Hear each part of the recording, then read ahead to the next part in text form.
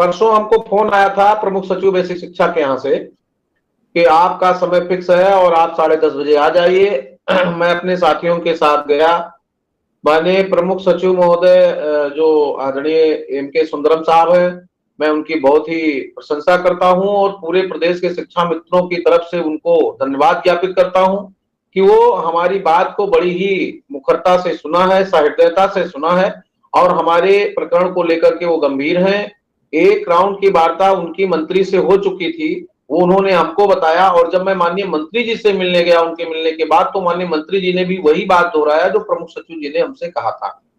तो मुझे लगा कि कार्यक्रम के बाद जो हमारी बातचीत हुई थी उसके बाद हमारा कुछ न कुछ चल रहा है। तो प्रमुख सचिव जी से हमारी मुलाकात हुई है, जो हमारी तमाम समस्याओं के साथ अन्य राज्यों का जो शासनादेश हमने दिया है उसमें से हमने कहा किसी भी शासनादेश पर आप प्रस्ताव भेजें और सरकार हमारे शिक्षा मित्रों का जीवन सुरक्षित करे, समान वेतन लागू करें। अन्य सरकारों में जो मध्य प्रदेश की व्यवस्था है, जो झारखंड की व्यवस्था है, जो छत्तीसगढ़ की व्यवस्था है, राजस्थान की व्यवस्था है, कहीं से भी किसी भी चंडीगढ़ की व्यवस्था कोई लागू करे। एक प्रपोजल कोई जाए जिसपे हमारा काम प्रारंभ हो। उन्होंने आश्वस्त किया है कि दीपावली के बाद हम आपकी बैठक कराएंगे। कमेटी लगभग बन गई है, कमेटी के सारे मेंबर निर्धारित हैं और लगभग सभी लोगों से हमारी मुलाकात भी हुई है। माननीय श्रीमान प्रमुख सचिव बेसिक शिक्षा से मिलने के बाद मैं माननीय मंत्री श्री संदीप सिंह जी के मालेपुर को उनके आवास पे गया, उनसे मुलाकात हुई। उन्होंने भी, उनकी मुलाकात हमारी बहुत अच्छी थी, उनके विचार भी अच्छे थे और उन्होंने इस बात को आश्वस्त किया कि माननीय मुख्यमंत्री जी से एक बार पुनः मैं वार्ता कर लूं, उसके बाद फिर हम आप लोगों को साथ ले चलकर मुख्यमंत्री से मिलवाऊंगा और आप सबका अच्छा होगा। सरकार अब चिंतनशील है और सरकार चाह रही है कि कुछ ना कुछ किया जाए। हमने उनसे कहा कि सर, आपके आसपास जो प्रांत हैं सब में लगभग लगभग कुछ ना कुछ सबका स्थायित्व हो गया है और सब जगह अच्छी व्यवस्था हो गई है, तो यूपी में क्यों नहीं। तो उन्होंने कहा ठीक है, मुख्यमंत्री से एक बार हम बात करेंगे। 2-3 बार हमने बात किया था, उनका बहुत पॉजिटिव नहीं था, लेकिन मैं बात करूंगा और आप सबको साथ ले चलूंगा। मैंने ये भी अनुरोध किया कि आप मुझे ले चलिए, मैं चलूंगा और मैं खुद अपना निवेदन कर लूंगा, हाथ पैर जोड़ लूंगा कि शिक्षा मित्रों का भविष्य भी सुरक्षित हो। क्योंकि अब समय ज्यादा नहीं है, शिक्षा मित्र बहुत हताश है, निराश है, परेशान है। 18 अक्टूबर के कार्यक्रम से शिक्षा मित्रों में काफी आशा जगी है और उस आशा को हम लोग उसके शीर्ष तक ले जाने के लिए संघर्ष कर रहे हैं। उसके बाद में डायरेक्टर साहब से मिला। जी डायरेक्टर साहब ने भी कहा कि दीपावली के बाद बैठक कराएंगे। फिर मैं विजय किरण आनंद साहब से रात में डीजी साहब से मिला, बहुत देर रात में मिला और उन्होंने भी कहा कि पत्रावली 2-3 प्रकरण जो आपके छोटे छोटे थे उसकी पत्रावली मुख्यमंत्री जी के यहाँ थी और उसमें कोई टिप्पणी थी, वापस आई थी। अब उस पर हम लोग जब कमेटी में ब्रीफ खोलेंगे, कमेटी की बैठक हो जाएगी, उसमें जितनी बातें आपकी आएंगी उसमें हम उस तमाम समस्याओं के साथ प्रमुख रूप से आपके स्थायीकरण या आपके अन्य राज्यों की भांति आपको सुविधाएं कैसे प्रदत्त हो, इस पर हम सबका प्रस्ताव माननीय मुख्यमंत्री जी को जाएगा और फिर मुख्यमंत्री जी को हम लोग ब्रीफ करेंगे और फिर अच्छा कोई ना कोई निर्णय लिया कि आदरणीय सुंदरम साहब की बातें एकदम स्पष्ट है। वो पाक साहब बात करते हैं, उनका दिल बड़ा नेक दिल व्यक्ति हैं। मैं जितनी प्रशंसा करूं कम है, जो कि 2 मुलाकात हुई। मैं जब 18 के रात में गया था, उनकी जब शासन में उन्होंने बुलवाया था तब भी और कल उन्होंने बुलवाया, तो उनकी बातें हैं और उनका ये मानना भी है कि अब 10,000 में लोगों का व्यवस्था अच्छा नहीं है, इस पे विचार होना चाहिए और इसमें सुधार होना चाहिए। और उन्होंने डायरेक्टर साहब को भी फोन किया मेरे जाने से पहले कि कमेटी की बैठक आप जो है दीपावली के बाद कराइए। उन्होंने खुद भी आश्वस्त किया है।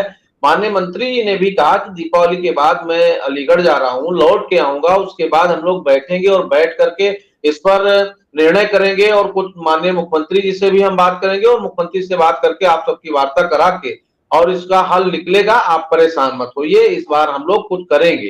तो इससे लगता है कि जब धीरे धीरे बात आगे बढ़ी है तो निश्चित रूप से कुछ ना कुछ हल इसका निकलेगा और शिक्षा मित्रों के जीवन में भी खुशहाली होगी, क्योंकि शिक्षा मित्र इस समय बहुत हताश और निराश था। अब तो इनको पिछले 2 महीने लगातार मैं घर से बाहर था और जिले जिले में जाकर के अपनी पूरी टीम लगा करके तैयार लोगों को किया, खड़ा किया और खड़ा करने के बाद उसका परिणाम यह था कि जब 18 तारीख को लोगों ने अपने एकता का परिचय दिया, मेरे ऊपर, संगठन के ऊपर, शिक्षा मित्रों की समस्याओं के निदान के लिए लोग लखनऊ आए, और उसमें मैं बड़ा स्पष्ट कहता हूं और अपनी सारी पोस्ट में सारे अनुरोध जब मैं सबसे करता हूं कि यहाँ जो जितने भी हमारे शिक्षा मित्र साथी किसी भी रूप में शिक्षा मित्र हित के लिए संघर्ष कर रहे थे, उन सब से मैंने अपील किया था, और सारे लोग बिल्कुल निश्चित रूप से खुले मन से शिक्षा मित्रों के सहयोग में, शिक्षा मित्रों की लड़ाई में एक थे। और मैं फिर अनुरोध करता हूं कि जो बात आगे बढ़ी है, इसमें हम लोग कहीं विचलित ना हो, कहीं खंड ना हो, हमारी एकता बनी रहे, हम अपनी एकता के साथ इस संघर्ष को आगे बढ़ाते रहें। और मुझे विश्वास है कि जो दौर चला है, जो वार्ता का दौर चला है, जो सिस्टम बन रहा है, और धीरे धीरे हम लोगों की तमाम समस्याओं का निदान होगा। और निश्चित रूप से जो हम लोग टूटे हुए लोग हैं, अभी तमाम शिक्षा मित्र साथियों को विश्वास नहीं हो रहा, कभी कभी मैं ग्रुपों पे अभी देख रहा हूँ, कल तमाम फोटो डाले गए, जो बातचीत हुआ उसके बारे में जब लिखा गया, तो इतनी टिप्पणियां आ रही हैं, इतने तमाम लोग, अभी उनको भरोसा नहीं है कि क्या होगा, क्योंकि 7 साल से 6 साल से कुछ हो नहीं रहा है। लेकिन मैं विश्वास दिलाता हूँ, यूट्यूब पर भी कमेंट यही लिख रहे हैं, कुछ नहीं होगा, कुछ नहीं हल निकलेगा और कुछ नहीं होने वाला है। आपके चैनल के माध्यम से विश्वास दिलाता हूं कि टूटे मन से कोई खड़ा नहीं होता और छोटे मन से कोई बड़ा नहीं होता। हमें भरोसा तो करना ही होगा, क्योंकि सरकार यही है, सरकार से ही लड़ना है, सरकार से ही मांगना है, सरकार के द्वार जाना है, सरकार से ही संघर्ष करना है। तो जब बातचीत आगे बढ़ी है, अभी तक तो हमारी जो वार्ता का दौर था वो एकदम शून्य था, कोरोना के बाद से एकदम शून्य था। अब वो शून्य को हम लोग बातचीत के दौर में लाए हैं, टेबल टॉक शुरू हो गया है, हमारी बातें सुनी जाने लगी हैं, हमको लोग बुलाने लगे हैं। तो बातचीत से भी हल होगा, और मैंने पहले भी कहा है हल ही होगा। तो उसके लिए तो हमारा जो तरीका है, शांत ढंग से अपनी बात को रखे। सरकार को संख्यात्मक रूप से हमने ये दिखाया कि अभी भी शिक्षा मित्र समाज में स्थापित है, अभी जीवित है, लड़ने की मादा रखता है, संघर्ष करने की क्षमता रखता है। तो आने वाले दिन में भी हम इस बात को भूले नहीं है, हम संघर्ष का रास्ता भी अपनाएंगे जब हमारी बात अब शुरू हुई है, और यह बात धीरे धीरे शीर्ष तक पहुंचे, शिक्षा मित्रों के जीवन में खुशहाली हो, शिक्षा मित्र समृद्ध हो, शिक्षा मित्र की समस्याओं का निदान हो, हमारे